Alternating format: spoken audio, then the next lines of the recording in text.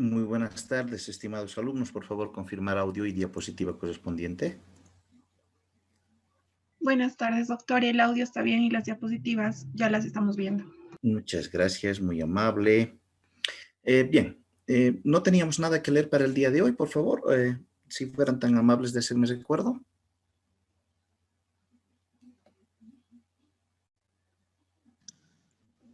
No, doctor, no había nada para... Ya, muy bien. Genial. Entonces ahora lo que vamos a hacer es continuar con la última clase de secreción gástrica para que a posteriori empecemos a ver ya el proceso de absorción de los nutrientes, que sería la última clase de digestivo, ¿de acuerdo?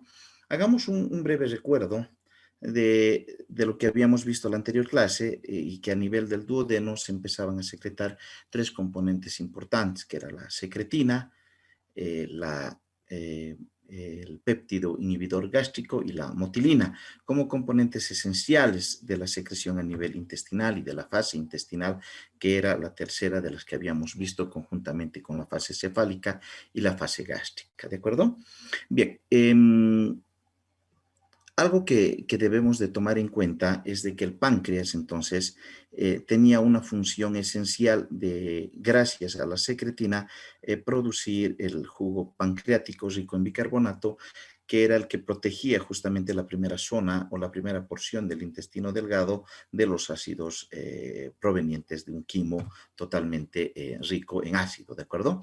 Bien, pero también habíamos visto de que el páncreas es un órgano noble, ya que en él se podía ver la digestión de tres procesos importantes, que eran las proteínas, gracias al tripsinógeno, al quimiotripsinógeno, los carbohidratos gracias a la amilasa pancreática, y también resaltar de que el páncreas favorecía la digestión de los ácidos grasos, de los lípidos, gracias a la lipasa pancreática. Pues acá entonces hacemos un alto a hablar de la lipasa pancreática. ¿Sí? Si nosotros queremos darle una importancia preclínica a la lipasa pancreática, pues se acuerdan ustedes, cuando nosotros habíamos visto a nivel renal y ver el funcionamiento de la tasa de filtrado glomerular, nosotros echábamos mano de un componente esencial que era la creatinina. Esta creatinina, lo que ocurría era de que no se filtraba ni se reabsorbía, entonces por ende era un indicador muy importante del funcionamiento renal. Pues les cuento también de que la lipasa, ¿sí, jóvenes? La lipasa también nos va a dar la funcionalidad pancreática. ¿Por qué nos da la funcionalidad pancreática? La lipasa en condiciones normales se secreta en mayores cantidades, ¿sí? Nunca se secreta en menores cantidades a nivel del páncreas, ¿sí? Entonces, si tenemos ese concepto de que el páncreas secreta en cantidades importantes la lipasa pancreática, pues entonces, si nosotros quisiéramos saber una insuficiencia pancreática o determinar un mal funcionamiento a nivel pancreático, pues podríamos echar mano justamente de la solicitud de un examen de lipasa, ¿sí? De lipasa pancreática. Todo dato menor al valor normal de lipasa, entonces nos estaría alertando de que en este caso podría existir una insuficiencia pancreática.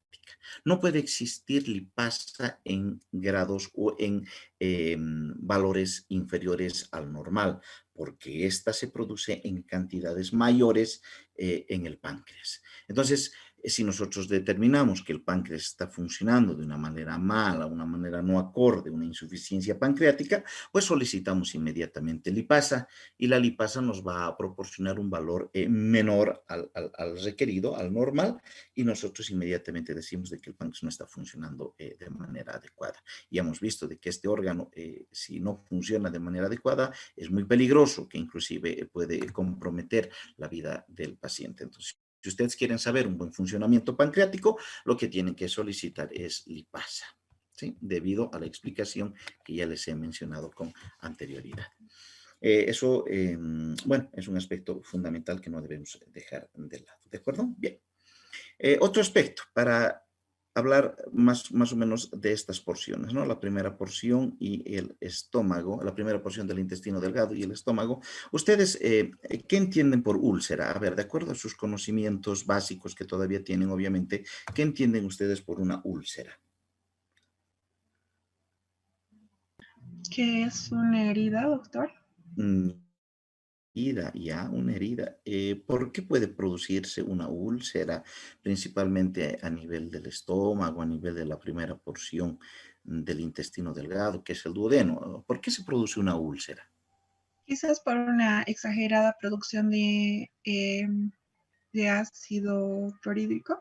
Ya, una exagerada producción de ácido clorhídrico puede ser, y también por, a ver, ¿por qué más? Aparte de una exagerada producción de ácido clorhídrico y aparte, Por una infección bacteriana, doctor, puede por ser. Helicobacter pylori. Sí, puede ser también. Y aparte, sería interesante mencionar la no producción adecuada, ¿no? De dos componentes de protección gástrica. ¿Cuáles eran esos dos componentes de protección gástrica importantes que nosotros hemos visto hasta ahora?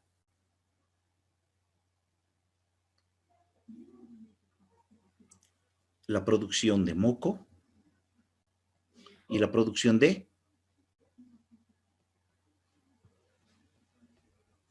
bicarbonato. ¿Sí? Estos dos componentes protectores, si me permiten el término, a veces también se pueden ver alterados, de acuerdo a la producción de moco y de bicarbonato. Entonces, la esencia la tienen ustedes, ¿no? Ustedes dicen que es una herida que se puede formar por una hipersecreción ácida, por una disminución de los factores de protección como el moco, el bicarbonato, que pueden afectar, y también una de sus compañeras lo ha dicho con una claridad meridiana, de que en realidad existen factores bacterianos que pueden en este caso favorecer también a la destrucción de los factores protectores y producir una úlcera como el HP, ¿no? Que es el Helicobacter pylori. Entonces existen varios factores que pueden afectar y pueden producir una úlcera. Bien, aquí quiero llegar. Les cuento de que existen dos tipos de úlceras importantes que ustedes deben de saber, y aquí radica su tareita de investigación para la siguiente clase, ¿sí? La úlcera péptica y la úlcera gástrica, ¿sí? Ustedes entonces deben de averiguar qué diferencia existe. Primero, o sea, dar el concepto de qué es una úlcera péptica y qué es una úlcera gástrica. Una vez que han dado el concepto de ambos, tienen que averiguar qué diferencias existen entre estas dos, ¿sí? Entre una úlcera péptica y una úlcera gástrica, principalmente en la sintomatología, ¿sí? Es muy importante que ustedes sepan esto, porque van a poder también discernir un problema muy importante que son las úlceras, etcétera, etcétera, que para ustedes en el conocimiento fisiológico y fisiopatológico tiene que revestir mayor importancia. Entonces, nuestro primer trabajito pequeño de investigación que tenemos para la siguiente clase es discernir primero, dar el concepto de qué es una úlcera péptica y qué es una úlcera gástrica, y obviamente las diferencias en su sintomatología de cada una de ellas, y van a ver cuán interesante es esto, y ustedes solamente con la anamnesis, con preguntar a un paciente cierto tipo de síntomas, van a poder determinar si la úlcera es péptica o si la úlcera es gástrica, y eso es muy importante que ustedes sepan y que les va a servir para toda la vida dentro de su carrera profesional. ¿De acuerdo? Bien. ¿Dónde creen que afecta más el tipo de úlcera? ¿En el duodeno, en el yeyuno o en el ilium? ¿Dónde creen que se presenta más una úlcera? A ver, según ustedes. Esta es una pregunta sencillita que solamente requiere un análisis básico y ubicación nada más. ¿Qué opinan? ¿Dónde creen que se presenta más? ¿En el duodeno, en el yeyuno o en el ilium? Es una lógica, utilicen la lógica nada más. ¿En el duodeno, doctor? ¿Por qué? Duodeno, doctor. ¿Por qué? ¿Por qué? ¿Por qué en el duodeno? Porque se encuentra más cerca de... ¿De quién? Del estómago. ¿Sí? Claro, Sí, obviamente. del... Se dan cuenta de que muchas preguntas que se les presenta o se les da a ustedes no siempre tiene que ser resultado de un aprendizaje o de una lectura previa, ¿sí? Sino que ustedes, ya les he dicho anteriormente, tienen que aprender a manejar la lógica. Obviamente, pues el duodeno es un lugar donde más se presentan los tipos de úlceras. Ya van a ver la péptica, la gástrica, no sé, ya me dirán la siguiente clase. Pero obviamente por la cercanía que tiene con el estómago, pues el quimo, ¿se acuerdan? Nuestro quimo es relativamente peligroso a veces porque viene un quimo ácido, ¿no? A la primera porción del intestino delgado, al duodeno, y entonces el que sufre todo este tipo de problemas es siempre el duodeno, porque ya aquí a nivel del yeyuno, a nivel del ilion, ya empiezan a actuar los factores de protección a nivel de la secretina, que producía secreción a nivel del páncreas de jugo pancreático, y entonces ya actuaba. Entonces existen diferentes componentes importantes, pero siempre el duodeno es el que más sufre, ¿no? Inclusive dicen úlcera duodenal, úlcera gástrica, pues eso me van a explicar la siguiente clase y van a ver cuán bonito es esto y con la sintomatología para que ustedes aprendan un poquito más con la pequeña fisiología que se les da más aspectos clínicos, ¿de acuerdo? Bien. Entonces ya tenemos nuestra primera tareita para la siguiente clase. Bien, el segundo componente a nivel del intestino delgado principalmente y de su secreción, hemos dicho que es la motilina, ¿de acuerdo? La motilina, como su nombre lo dice, o sea, su nombre ya es muy específico y ubicatorio para todos nosotros, pues la motilina es aquella que va a favorecer a la contracción, al aumento de la motilidad gastrointestinal. Pues les cuento que la motilina, obviamente, como todos los componentes importantes que tenemos a nivel de la secreción gástrica, no se secreta todo el tiempo, sino que debe existir estímulos para que se secreten cada uno de estos componentes. Entonces, el estímulo esencial para la secreción de motilina es el ayuno, ¿sí? El ayuno, gracias al ayuno, entonces empieza a producirse motilina, ¿sí? Ese es el estímulo. Obviamente, para que se deje de producir motilina, entonces, ¿cuál será el estímulo? Si el estímulo para activar a la secreción de motilina es el ayuno, pues entonces el consumir o la ingestión de alimentos será el que va a inhibir a la producción de motilina, lógicamente. Cuando uno está en ayunas, empieza a secretar motilina. Y si empieza a secretar motilina, la motilidad gástrica se activa, si me permiten el término. Entonces, acá está la explicación clara y concreta de qué es lo que nos pasa cuando nosotros tenemos o no hemos comido un alimento por varias horas. ¿Qué aspecto incómodo sufrimos nosotros cuando no comemos a veces alimento durante muchas horas? A ver, ¿quién me explica? Duele la barriguita, doctor. Duele. Aparte de doler, que Rápido y suena. suena, suena, ¿no? Sí. Bueno, entonces usted dice, ay, tengo hambre, dice, ¿no? Siempre, y yo siempre les pregunto a todos, ¿no? Ay, debo tener hambre, por eso está sonando mi estómago, dice, ¿no? Y yo les pregunto, ¿por qué? Y bueno, hasta ahí llegan, nadie sabe por qué. Entonces ustedes pueden explicar de manera fisiológica de que, bueno, estos sonidos son producto del peristaltismo muy aumentado, producto de que el ayuno hace de que se produzca una mayor cantidad de motilina, ¿sí? Eh, no hay mucho que hablar de la motilina porque en realidad estamos viendo el aspecto esencial de activación y de corte de la secreción de motilina y más nada, porque ya sabemos de que es un aumento migratorio a nivel de la motilidad gastrointestinal. Esa es la función esencial, no hay por dónde más perdernos. Pero les cuento que si le vamos a dar un poquito de actividad preclínica a la motilina, no sé si ustedes, primero, defíname qué es un antibiótico con sus palabras.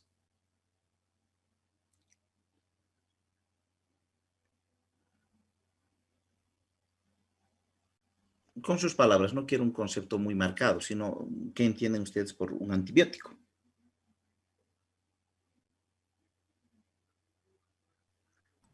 Doctor, ¿Sería algo para proteger de una infección, doctor?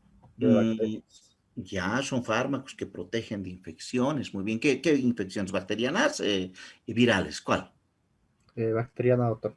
Ya tenemos entonces un concepto más o menos, ¿no? Que está acorde con donde ustedes están. Cuando lleven farmacología van a ver después, diferentes tipos de antibióticos, cefalosporinas de primera, segunda, tercera, cuarta generación. Es una belleza, es un mundo también el mundo de la farmacología, ¿de acuerdo? ¿Y por qué nace a nosotros? ¿Por qué preguntamos esto? según su criterio empírico que todavía tienen ustedes por el nivel en el que están, ¿cuál es una de las contraindicaciones más importantes de los efectos adversos? No contraindicaciones, por favor, recalco, no contraindicaciones, sino cuáles son algunos efectos adversos muy marcados que a la persona le puede dar cuando consume antibióticos. Obviamente no quiero que me digan la hipersensibilidad a los componentes, obviamente sí puede haber procesos alérgicos y demás, o reacciones, sí, a los antibióticos. Pero ¿cuál es el efecto adverso que puede ocasionar el consumo de antibióticos? ¿Alguien sabe? Problemas María, digestivos, doctor. Perdón, perdón. Doctor, va a dañar la flora bacteriana del estómago. Ah, a veces, ¿no? Dar a la flora bacteriana, muy bien. ¿Qué más? A ver, ¿qué nos produce? ¿Qué nos puede producir a veces? mareos, doctor. Mareos a nivel gastrointestinal. Después sí, existen también otros, pero como estamos viendo gastrointestinal, a nivel gastrointestinal nos dedicaremos.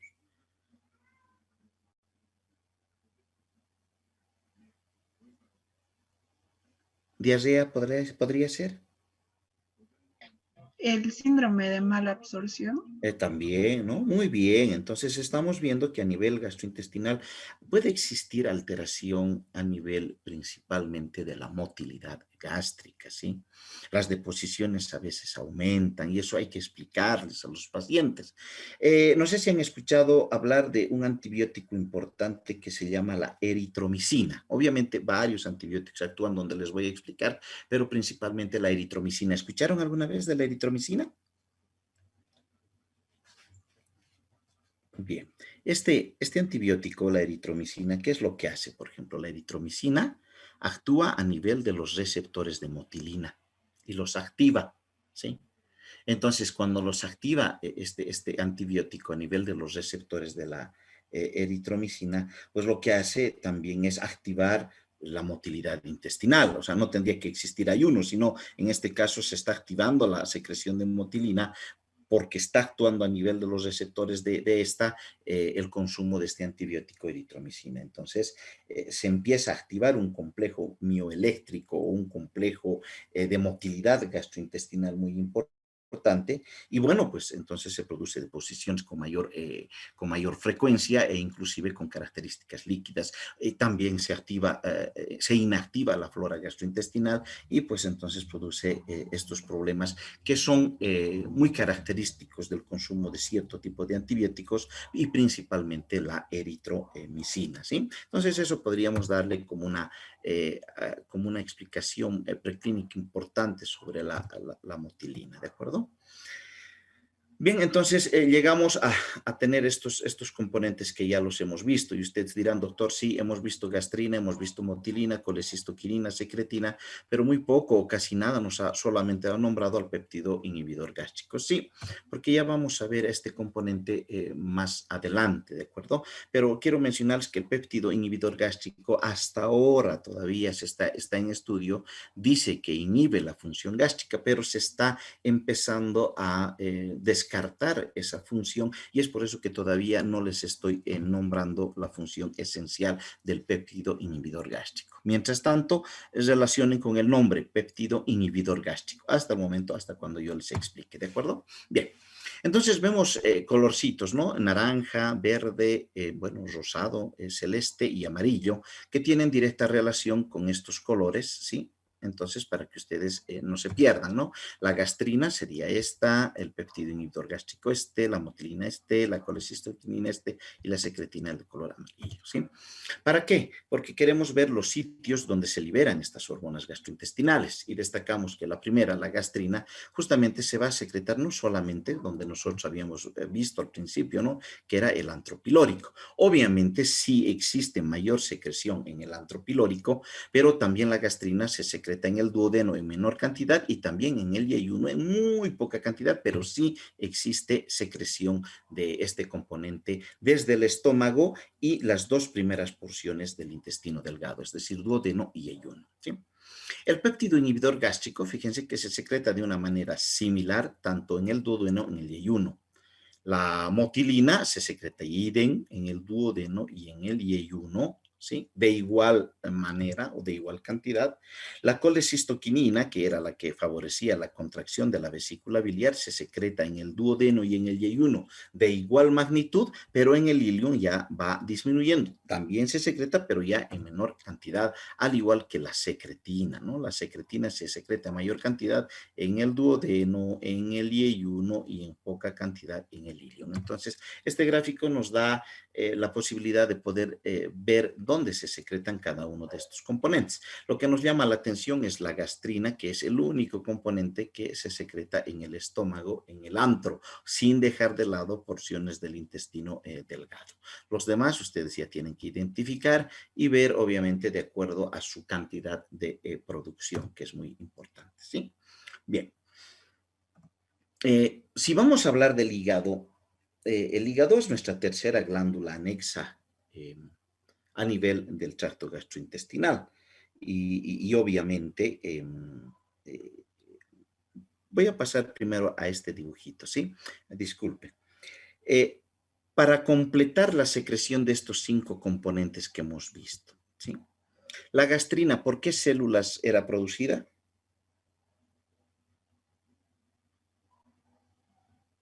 Repasemos un poquito. Por las células parietales, doctor. No, era por las células G, ¿de acuerdo? Muy bien. El péptido inhibidor gástrico por las células K, ¿sí? La motilina por las células M, la colecistoquinina por las células I, ¿de acuerdo? Y la secretina por las células S, ¿de acuerdo?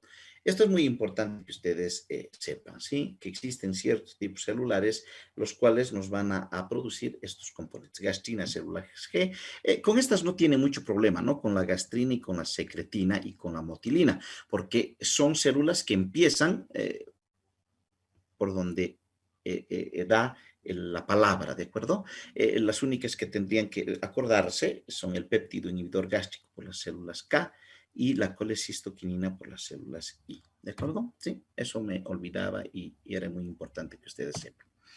Hablábamos del hígado como una glándula anexa del proceso gastrointestinal o del aparato gastrointestinal, el cual cumplía la función importante de tener una función desintoxicante de la sangre. Teníamos células importantes como las células de Kupffer que actuaban justamente como protección. También hablábamos de que favorece el metabolismo de los carbohidratos, favorece el metabolismo de los lípidos y la síntesis de las proteínas. Y si ustedes se están dando cuenta, muy similar a la función pancreática, ¿sí? Muy similar a la función pancreática, obviamente en menor detalle, a diferencia del páncreas, pero también es un órgano muy noble en lo que concierne al aspecto de la digestión y secreción de diferentes componentes a nivel del tracto gastrointestinal, aparte de nuestra función importante y específica que era la secreción de bilis, ¿no? La secreción de bilis, la cual se almacenaba en la vesícula biliar y a posteriori este contenido que era la bilis se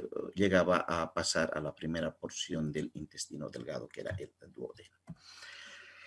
Si nosotros hablamos de la bilis, debemos de determinar que la bilis tiene diferentes compuestos esenciales y que no debemos dejar de lado. Estos compuestos esenciales que tiene la bilis son las sales biliares, ¿sí? Que son derivados del colesterol, ¿sí? También tiene colesterol, que el exceso de colesterol que a veces proporciona o tiene la bilis, pues pueden en algún momento dado favorecer a la producción de cálculos biliares, lo que ustedes conocen o lo que la mayoría de las personas conocen como piedras en la vesícula, ¿no? Sí que eso no es una buena terminología, sino tienen que hablar siempre de cálculos, ¿sí? Luego, aparte, la bilis tiene pigmentos biliares importantes, ¿no? Como la bilisrubina, que era producto de la degradación de la hemoglobina, que nosotros ya habíamos visto, la bilisrubina, el Kernicterus, etcétera, etcétera, que ya no viene al caso repasarles a todos ustedes. Entonces, estas sales biliares, que son componente esencial de la bilis, ¿sí? Se da principalmente o son componentes esenciales de los ácidos biliares, ¿ya? Es parte de los ácidos biliares. Les cuento una cosa, los ácidos biliares es muy difícil en su producción, en su regeneración a nivel del cuerpo.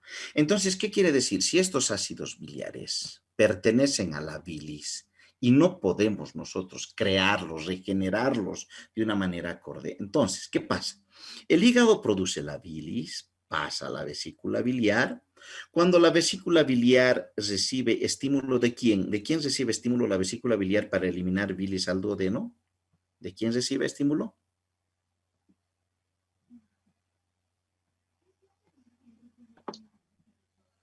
De la colecistoquinina, ¿no es verdad? Se contrae la vesícula biliar y por ende emite la bilis hacia la primera porción del intestino delgado. ¿Con qué fin? Pues queremos emulsificar y digerir las grasas. Bien.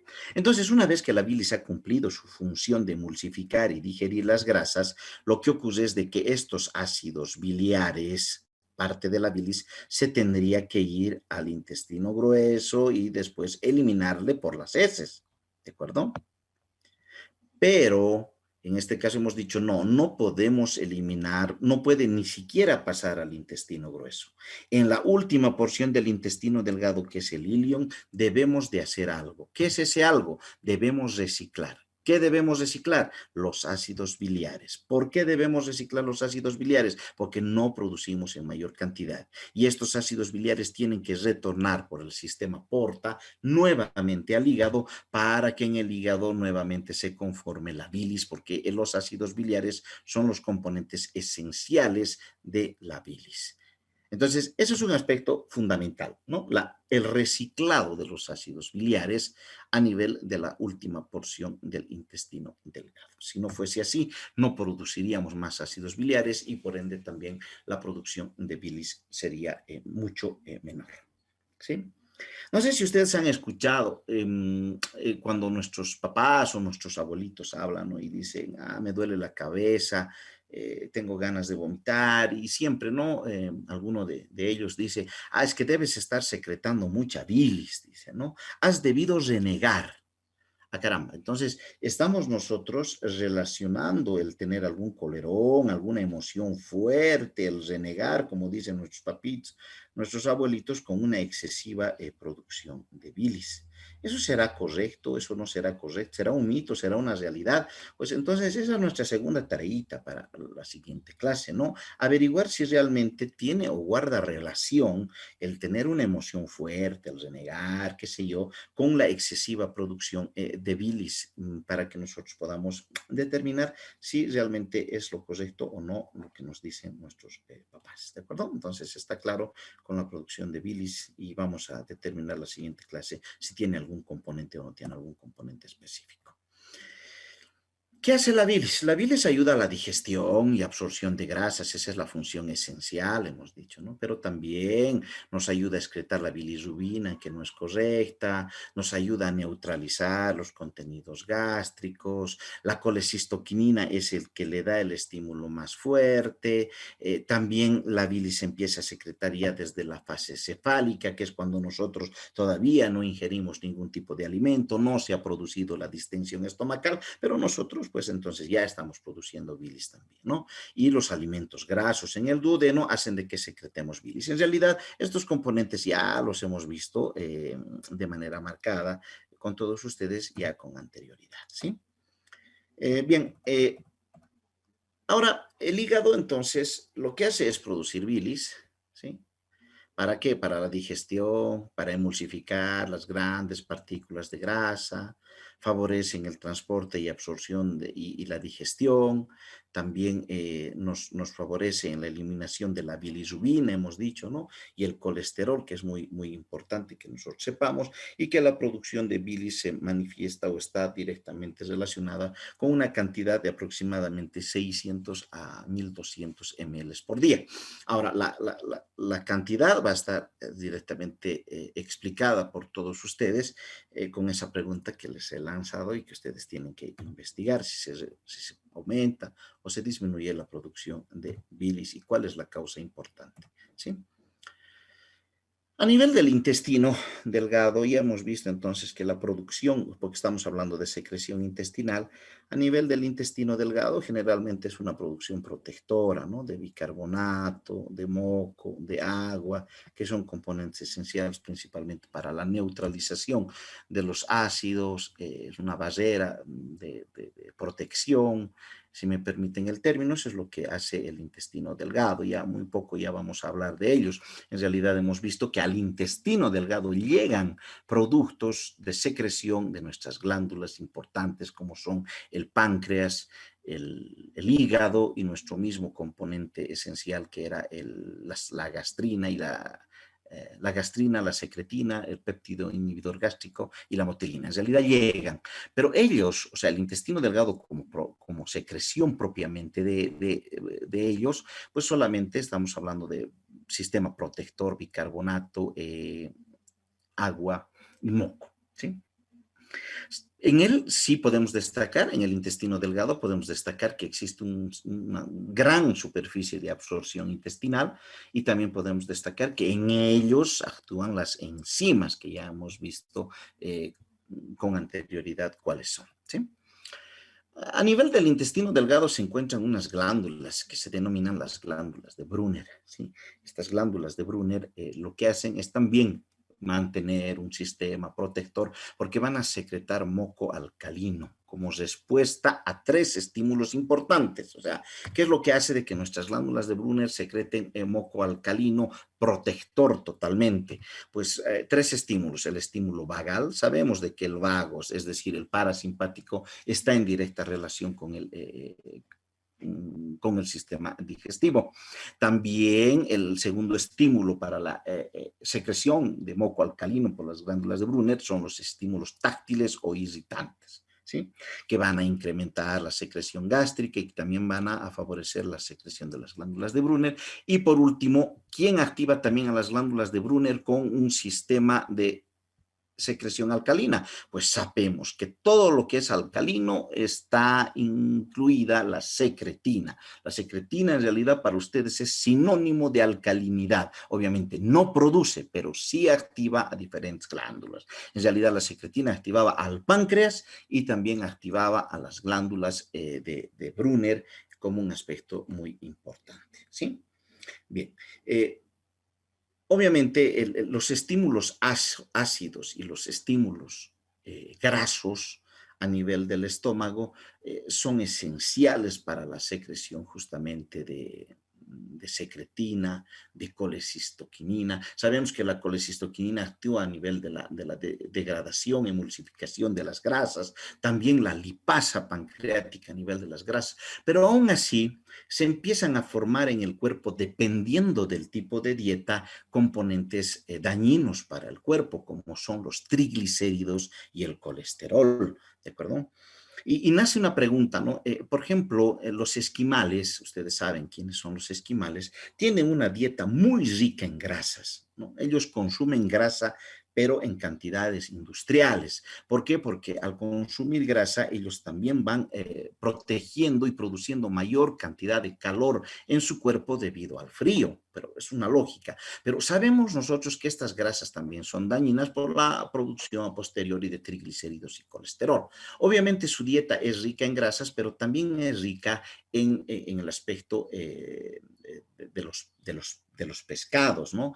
Principalmente de agua fría. Estos pescados, pues entonces también son parte del 100% de su dieta. Pero nace una pregunta, si estos individuos consumen mayor cantidad de grasa en sus alimentos, aparte de los pescados, pues nace la pregunta de el por qué entonces ellos deben tener si les haríamos un análisis de triglicéridos y colesterol, pues ellos se dispararía sus valores normales. Pero les cuento de que no es así, no ocurre esto. Sus valores son inclusive menos del valor de lo normal. ¿A qué le atribuyen ustedes estos valores disminuidos si consumen tanta cantidad de grasa o en su dieta también consumen una cantidad rica en grasas? ¿Qué opinan?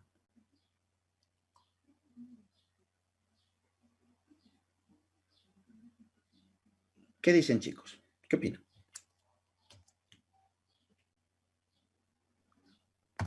¿Por el frío, doctor? No, no es eso. Bien, entonces, si no saben, esa es nuestra tercera tarea, ¿sí? Que es importante, es un componente esencial que van a encontrar ahí la respuesta, ¿de acuerdo? En su alimentación está ese componente importante. Bien, entonces tenemos 3 tareas para la siguiente clase, las úlceras, la bilis y qué es lo que ocurre con la dieta principalmente de estas personas rica en peces y rica en grasas y por qué tienen triglicéridos disminuidos. ¿Sí? Bien. Ya hemos concluido la clase de secreción gástrica y ya nos veríamos entonces con la última clase de gastro que sería absorción de los nutrientes, la degradación de todos estos componentes para que puedan ser asimilables a todas las células, tejidos y órganos de la economía humana. Bien, como siempre ha sido un placer compartir con todos ustedes, que tengan una excelente jornada. Hasta luego, chicos. Doctor, disculpe que lo moleste. Y ya, ¿Qué? Isabelita. Sí, doctor, disculpe, quería consultarle algo. El trabajo de análisis clínico es para el día sábado. Sí, correcto. Y el día sábado nosotros también tenemos parcial. Quería preguntarle si nos podía dar un día más, Un día hasta el más. día domingo. Ruéguenme. No mentira. Claro que sí, no hay ningún problema. Voy a ampliar entonces el plazo para su presentación de casos preclínicos en renal, ¿no? En renal, estamos hablando de renal. Sí, doctor, muchas gracias. Va a disculpar. No hay ningún problema. Claro, si es que tienen un parcial, pues entonces también hay que darle la importancia debida. ¿Sí? Muy bien. Entonces me voy a preocupar de aumentar 24 horas más a la presentación de su trabajo. Bien, que tengan una excelente jornada. Hasta luego, chicos. Hasta luego, doctor. Muchas gracias. Hasta luego, doctor. Gracias. Hasta luego, doctor. Muchas gracias. Chao.